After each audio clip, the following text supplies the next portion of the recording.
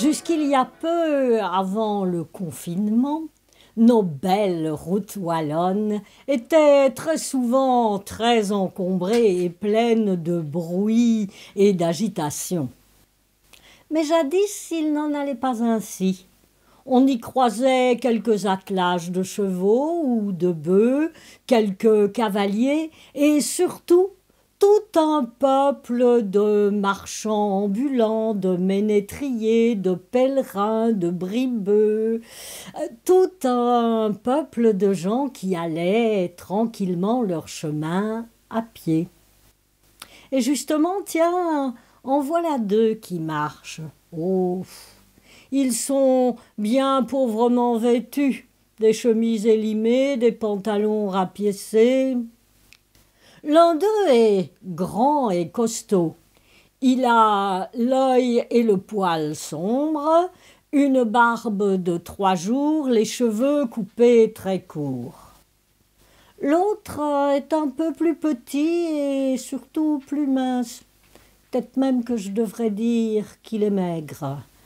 Il a, lui, de longs cheveux châtains, bouclés, qui descendent jusqu'à ses épaules, et un court collier de barbe.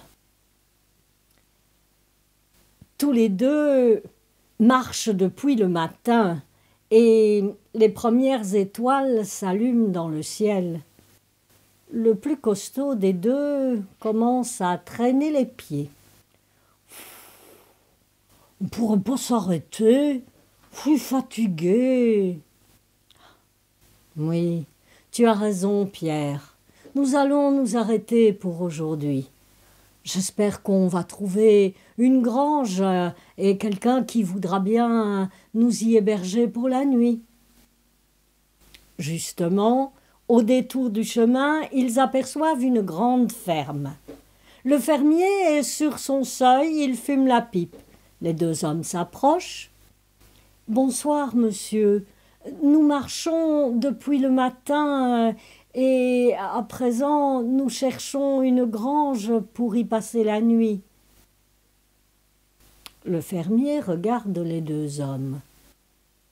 Celui qui vient de parler n'est pas bien costaud, mais l'autre, il doit abattre une bonne besogne, hein. Et puis, celui qui vient de parler, il a des yeux, de grands yeux clairs, on dirait 2 lacs d'eau calme. Le fermier a bien l'impression qu'il va s'y noyer. D'habitude, il n'est guère accueillant, mais là... Oh, voyez, mais drossi, hein, n'y a jamais n'élu qu'à dormir sur le strain, hein. Vos arrêts un bon lit. Mais qu'est-ce que tu là, mais... Mais midjin lochné les fainéants, hein. Ah, donc, dis-moi, vous fera volver tôt et donner un coup de moins pour la housse, hein, parce qu'il y a de l'orage dans l'air et il y en a taille à perte. Ça vous va? Ne vous inquiétez pas, patron. L'ouvrage sera fait et bien fait.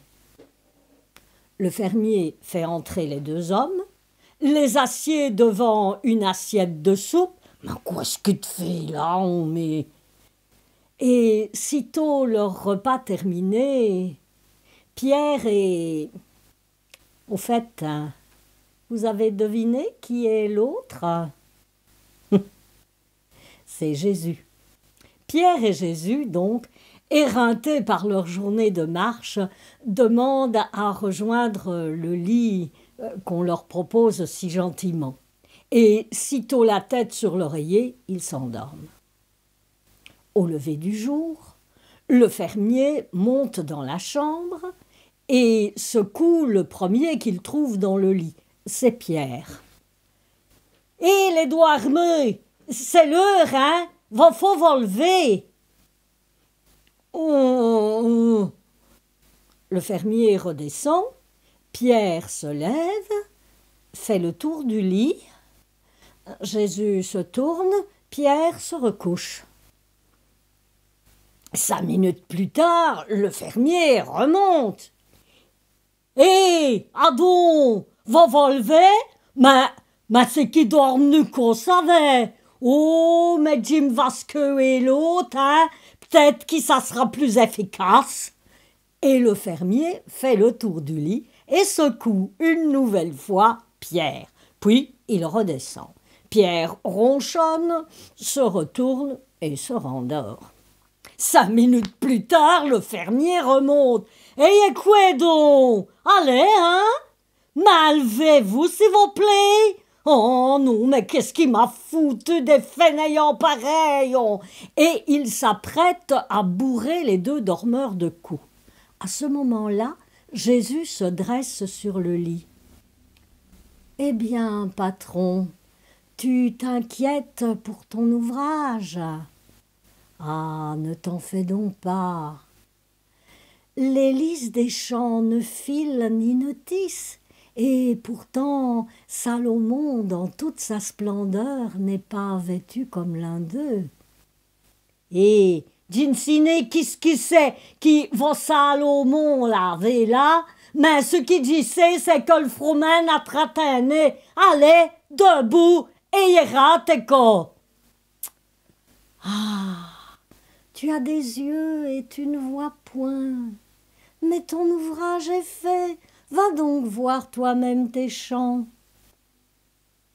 L'ouvrage est fait, ma pour me prêt pour une bien c'est là. Non, mais l'ouvrage est fait.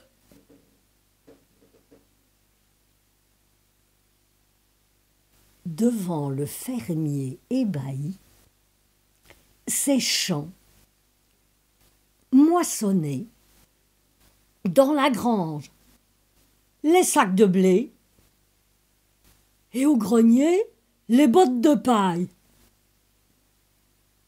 Mais comment est-ce qu'ils ont fait ça? Eh ben, ça ne met warné qui se trouve scran, hein? Oh ben, c'est le mais tout de même, hein?